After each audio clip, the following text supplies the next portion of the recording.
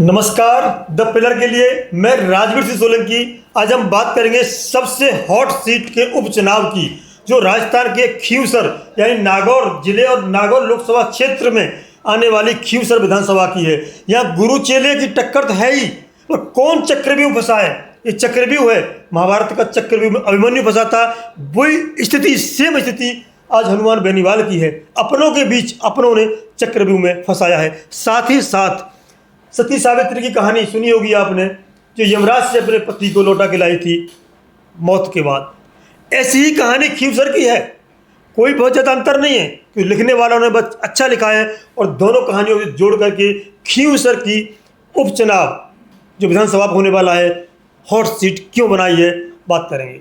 वहाँ ज़्यादातर ग्रामीण एरिया है। वोटरों की संख्या बात करेंगे तो शहरी 6% के आसपास हैं, और ग्रामीण की बात करें 93 पॉइंट समथिंग, यानी कि करीब करीब 94-95% आबादी ग्रामीण है। और हिंदू मुस्लिम की बात करें तो 9% करीब मुस्लिम हैं और 91 के आसपास हिंदू हैं। एससी की बात करें 23%, एसटी की बात करें तो 0.14% है। बाकी सभी आबादी सवर्णों की है। सबसे ज़्यादा जो चर्चा है इस बात की है, दोनों गुरु चेले थे। ये गुरु चेले की क्यों बात कर रहे हैं? ये कभी खींवसर जो विधानसभा क्षेत्र है, हनुमान बेनीवाल गांव से दूसरे गांव में आता है। जब भी हनुमान बेनीवाल 3 बार 4 बार विधानसभा जीते तो कहीं न कहीं चेले के कंधे पर हाथ धर के जीते। चेला क्यों? खींवसर का रहने वाला है, रेवतराम डाका। हर बार हनुमान बन करके साथ देने वाला रेवतराम डाका पिछली बार बीजेपी की गोद में जाके बैठ गया। तो बीजेपी को भी ये चक्रव्यूह भेजना था, और भेजने के लिए कोई उसे अपना चाहिए था। कौन चाहिए था? अपना।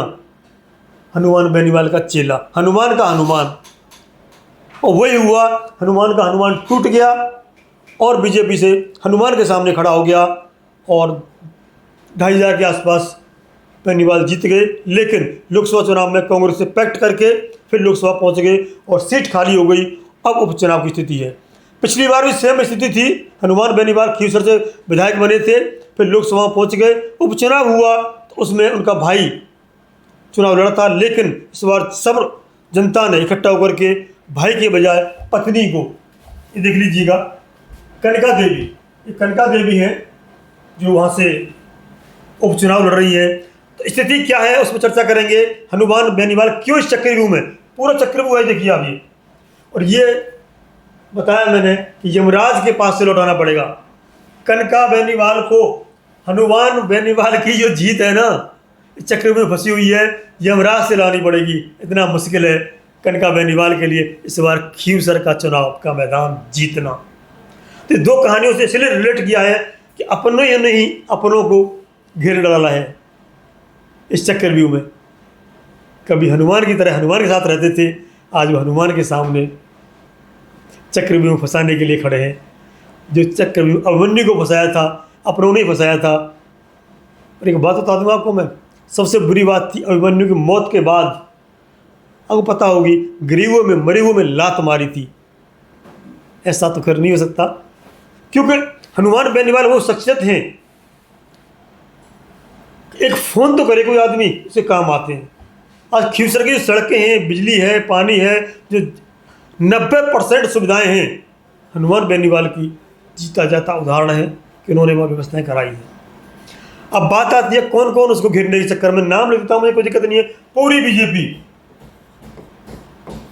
बीजेपी खासतौर पर ज्योति मृधा के नेतृत्व में, ज्योति मृधा कांग्रेस में थी, अब बीजेपी में आ गई है। उनके साथ साथ अब कांग्रेस की बात कर लेते हैं, प्लस पूरी बीजेपी, हरीश चौधरी,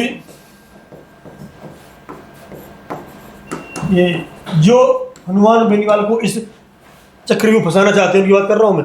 गोविंद डोडसारा,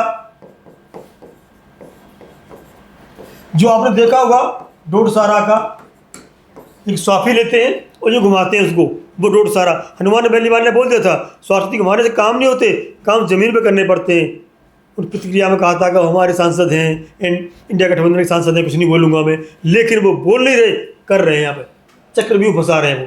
दिव्या मदेरणा, क्योंकि दिव्या दिव्या मदेरणा को हरवाने में कहीं न कहीं विधायक में हनुमान बेनीवाल का हाथ है, क्योंकि उन्होंने कुछ अपशब्दों का तालमेल हुआ था, वो बात है। सचिन पायलट का भी नाम है इस लिस्ट में, बता दूं आपको मैं, सचिन पायलट। ये लिस्ट बहुत लंबी है, तो ये नाम है जो इस चक्रव्यूह में इस व्यक्ति को फंसाना चाहते हैं। अब इनके हाथ में देखिए, कनका चौधरी के हाथ में एक चक्रव्यूह से बचाना है और यमराज रूपी हार से पति को वापस लाना है। अकेला शेर है जी हनुमान बेनीवाल, एक फ़ोन पे काम करता है, आपको आने की जरूरत नहीं पड़ती है। और ये बता दूं, खीवसर वो क्षेत्र है जहाँ पर चेहरे पे चुनाव लड़ा जाता है, पार्टी पे नहीं।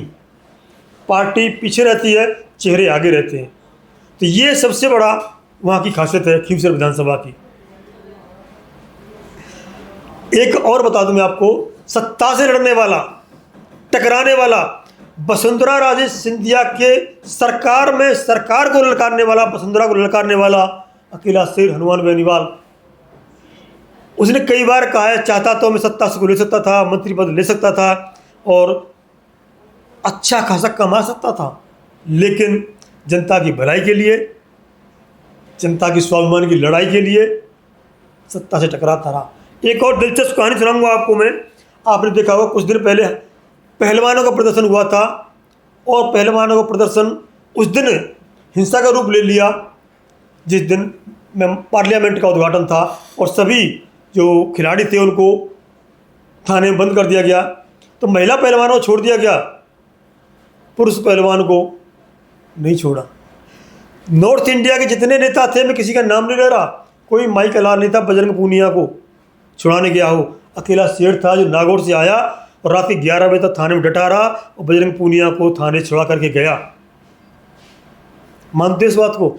कोई नहीं आया। जो जाटों के बड़े बड़े नेता बनते हैं, चौधराट जिनकी चलती है, हजारों गाड़ियों का भर चलता है, सत्ता से कोई नहीं टकराया।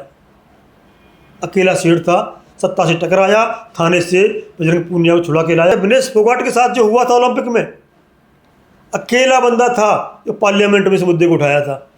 इसके कहने पर चंद्रशेखर रावत ने भी उठाया था, अकेला चौधरी था, बाकी सागी चौधरी पता नहीं। वो कहते हैं ना, कहते तो जाट को जाट मारा, क्या मारा करतार। तो ये स्थिति आज यहाँ पर है। कांग्रेस के रतन चौधरी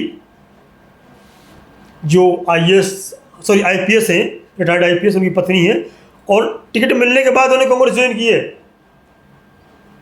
जो रतन चौधरी कांग्रेस की कैंडिडेट हैं, जो कांग्रेस की मेंबर नहीं थी, वो IPS की पत्नी थी, किंतु टिकट मिल गई, कांग्रेस ज्वाइन कर ली। तो वहाँ की जनता फैसला करेगी। 13 तारीख का चुनाव है। लेकिन एक और बता दूं मैं, 2 ऐसी कहानी हनुमान बेनीवाल के बारे में बता दूं जो आपने आज तक नहीं सुनी होंगी। मुझे नहीं पता, एक व्यक्ति होता है और वो शब्द नहीं बोलूँगा मैं, इस दुनिया से चला जाता है। दुनिया, क्योंकि यूट्यूब पे स्ट्राइक लग जाती है, इसलिए वो शब्द नहीं बोलूँगा मैं। वो दुनिया छोड़ के चला जाता है और लिख के जाता है कि मेरे परिवार की रक्षा आज के बाद हनुमान बेनीवाल करेगा। सैल्यूट करते हैं जिनको हम बॉर्डर पर देश की रक्षा करते हैं। जो उसके साथ ही ऐसा हादसा हुआ था, उसने भी बाकायदा लेटर लिखा था, मैं इस दुनिया को छोड़ के जा रहा हूँ, मेरे परिवार की रक्षा, बच्चों की देखभाल हनुमान बेनीवाल करेगा। कितना भरोसा है जनता को। इस दुनिया को छोड़ने के बाद पीछे कौन देखेगा? हनुमान बेनीवाल। ऐसे नहीं बनते हनुमान बेनीवाल। किंतु मुझे वो शब्द नहीं कहना चाहिए जो राइटर ने लिखा है, तो सारे लोग मुझे पीछे पड़ जाएंगे। क्योंकि बहुत गंदा शब्द लिखा है कि जंगल में अकेला शेर हो, तो कुछ जानवर होते हैं, उनका नाम नहीं लूँगा मैं, शेर को परेशान करते हैं। वो स्थिति आज यहाँ पर है खीवसर में। अकेला शेर है, सारे पीछे पड़ गए। मैं नाम गिना दिए, लिख दिए, बाकी इनको क्या कहेंगे आप, नाम दे दीजिए इनको। राजनीति बड़ी अजीब चीज़ है, किंतु फैसला इनके हाथों में नहीं है, फैसला आपके हाथ में, फैसला जनता के हाथ में है। शेर को शेर बनाना है या मैं नहीं बोलूँगा, जब आपको देना है। तो 2 कहानी है चक्रव्यूह की। चक्रव्यूह में क्योंकि अभिमन्यु को घेरने वाला कोई और नहीं था, उसके अपने लोग थे। और ये कहानी भी सती सावित्री सुनी होगी आपने, उस पति को बचाने वाला कोई और नहीं था, उसकी पत्नी थी। तो खीवसर की जनता इन दोनों घटनाओं से, दोनों कहानियों से, दोनों इतिहास की कहानियों से क्या सीखती है और क्या निर्णय लेती है, ये तो 13 तारीख में जब ईवीएम में बटन दबेंगे तभी पता चलेगा। किंतु समझदार जनता है।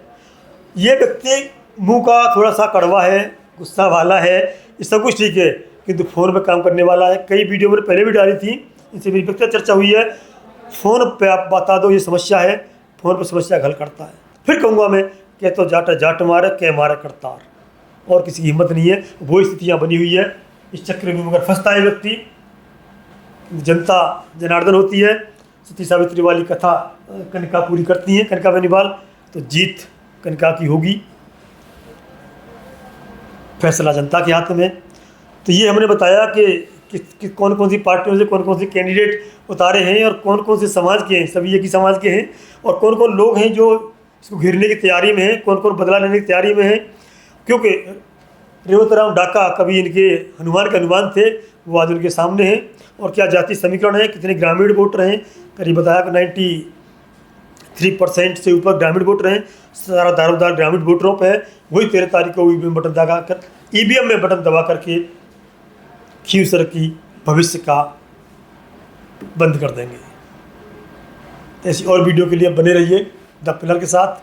जय हिंद, जय भारत।